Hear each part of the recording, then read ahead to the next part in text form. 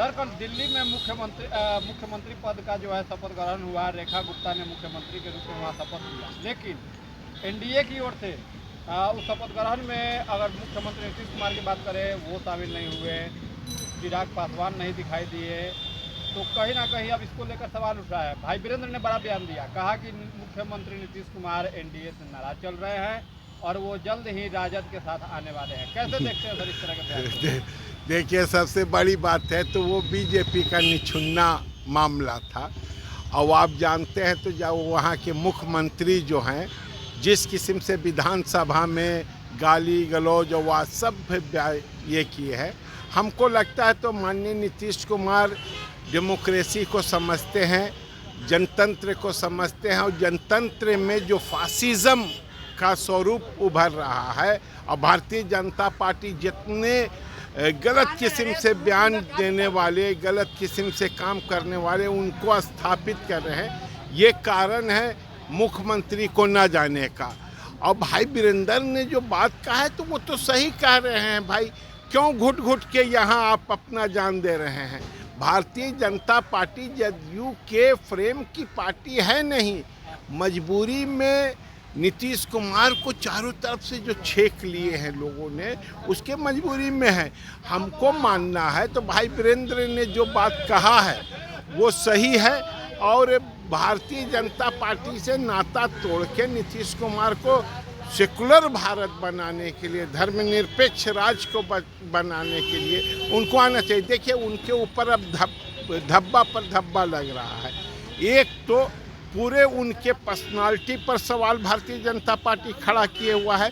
दूसरी ओर आप जमुई से लेके तमाम इलाका में जो देख रहे हैं हिंसा, कम्युनल हिंसा, ये एक सवाल है इस राज्य के लिए। और इस राज्य के जो सोशलिस्ट मूवमेंट के लोग हैं, या नीतीश कुमार हो या कोई भी हो, उनको इस चीज़ को बर्दाश्त नहीं करना चाहिए। बिहार की जनता को कम्युनल ताकत से बचाना चाहिए। और भाई वीरेंद्र ने जो बात कहा, निश्चित तौर से उसमें दम लगता है, और वो अपने दिल की बात कहे होंगे, या पॉलिटिकल मामला भी है तो नीतीश कुमार को, माननीय नीतीश कुमार को सोचना चाहिए, उनकी पार्टी को सोचना चाहिए। तो ये फासिस्ट ताकतों से अलग हटकर एक नया स्वरूप बिहार के अंदर में बनाए, और बीजेपी को हटाना चाहिए इस राज्य से। और नहीं तो पूरे बिहार में बीजेपी का जो चाल चलन है वो अमानवीय तौर तरीका है। हम लोग बहुत गंभीर हैं इस मुद्दे पर। तो आज बीजेपी ने जिस किस्म से अपना पॉलिटिकल स्वरूप को बढ़ाने की कोशिश कर रहा है, उसमें दलित का अधिकार, माइनॉरिटी का अधिकार, अति पिछड़ों के अधिकार, इन तमाम अधिकारों का हनन करेगा और मूल तौर से फासिस्ट नज़रिया का स्थापना बिहार में करने का बीजेपी कोशिश कर रहा है। हम समझते हैं तो वक्त रहने से पहले नीतीश कुमार को सोचना चाहिए और बीजेपी को गंगा जी में जाकर ढकेल देना चाहिए। सर, मुख्यमंत्री नीतीश कुमार इन दिनों लगातार प्रगति यात्रा पर हैं, और आज पटना में जो है वो प्रगति यात्रा पर हैं। पटना वासियों को कई तरह की सौगात वो दे रहे हैं। हालांकि विपक्ष इसे दुर्गति यात्रा बताता रहा है। कल भी नेता प्रतिपक्ष ने कहा है कि इनकी दुर्गति यात्रा है। कैसे देखते हैं मुख्यमंत्री की इस यात्रा को, और वो भी आज राजधानी के पटना में?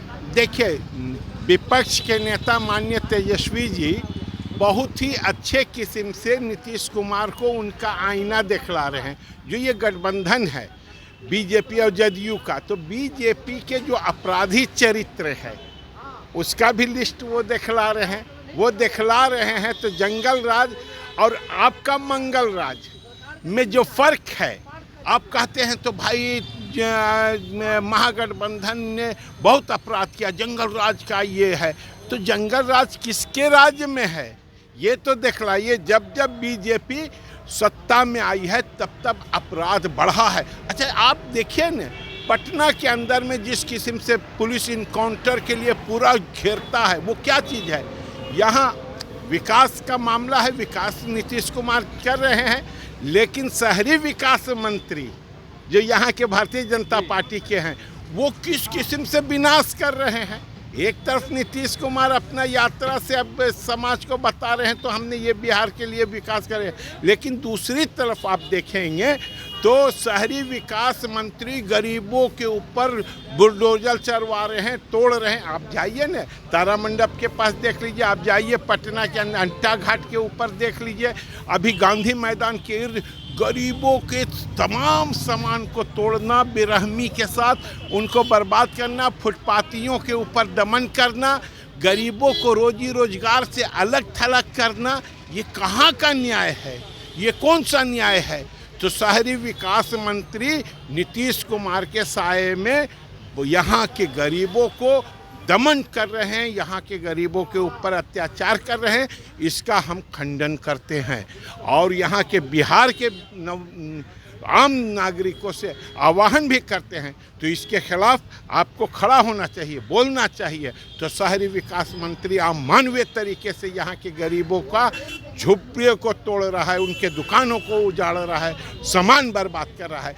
जबकि कानून बना हुआ है, माननीय प्रधानमंत्री इनको लोन दे रहे हैं, फिर भी ये उन्हीं के पार्टी के लोग गरीबों को उजाड़ने पर और तोड़ने के ऊपर पड़े हुए हैं। ये हाथी के दांत हैं, खाने के अलग हैं, दिखलाने के अलग है। ये बीजेपी लगातार ये काम कर रही है और बिहार के अंदर में भी वही काम कर रही है। नीतीश कुमार के साथ रह के नीतीश कुमार को ही पीछे से चाकू मारने में लगी हुई है।